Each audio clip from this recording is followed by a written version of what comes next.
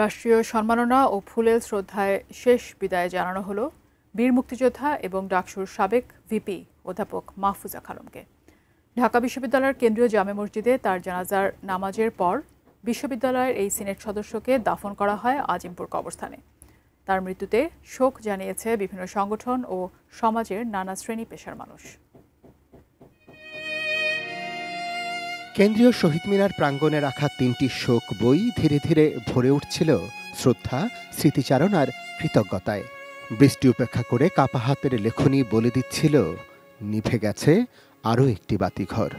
নীরবে একটি মানুষ যেভাবে কাজ করে গেছেন, আমরা যারা শিক্ষা অধিকার কর্মী, শিশু অধিকার কর্মী, আমরা জানি তিনি আমাদের কাছে একজন বাতিঘর ছিলেন। অধ্যাপক মাহফুজা খানম ছিলেন ঢাকা বিশ্ববিদ্যালয়ের সিনেট সদস্য, দায়িত্ব পালন করেছেন মাধ্যমিক ও উচ্চশিক্ষা অধিদপ্তরের মহাপরিচালক হিসেবেও। ৬৯-এর গণ অভ্যুত্থানের আগে নিজের রাজনৈতিক পরিচয় পেছনে ফেলে তিনি হয়ে উঠেছিলেন সকল শিক্ষার্থীর নেত্রী। প্রথম নারী ভিপি এবং প্রথম ওই রকম রাজনৈতিক ব্যক্তিত্ব যিনি সবাইকে ছুঁয়ে যেতে পারেন, স্পর্শ করতে পারেন, কাছে টানতে পারেন।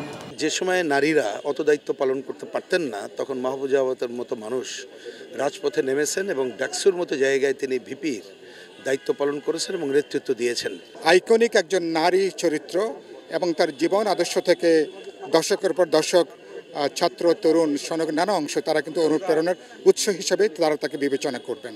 শিক্ষা ও মানব কল্যাণে গুরুত্বপূর্ণ অবদানের জন্য মাহফুজা খানম পেয়েছেন ২১ পদক, বেগম রোকেয়া পদক সহ অসংখ্য সম্মাননা। সংসার জীবনে ছিলেন সাবেক আইনমন্ত্রী শফিক আহমেদের স্ত্রী, একজন সফল জননী। আমার বড় ভাই ডাক্তার হয়েছে, আমার বোন ডাক্তার হয়েছে, আমি আইনজীবী হয়েছি। সো শুধু বাইরের অংশটি নয়, তিনি একজন যেমন জননী, একজন জায়া এবং সর্বোপরি জয়িতা। বাংলাদেশ খেলাঘর কেন্দ্রীয় সংসদের সাবেক চেয়ারম্যান মাহফুজা খানম গড়ে তুলেছেন অন্তত ১৭টি শিক্ষা কল্যাণ ট্রাস্ট। কেন্দ্রীয় শহীদ মিনারে জাতীয় সঙ্গীতের মধ্য দিয়ে তাকে শেষ বিদায় জানায় শিশু কিশোরদের বিভিন্ন সংগঠন। সম্মুখ সারির বীর গেরিলা মুক্তিযোদ্ধা মাহফুজা খানমকে শ্রদ্ধা জানিয়েছেন ৭১-এর রণাঙ্গনে তার সহযোদ্ধারাও। এর আগে তাকে গার্ড অব অনারে রাষ্ট্রীয় শ্রদ্ধা জানায় ঢাকা জেলা প্রশাসন।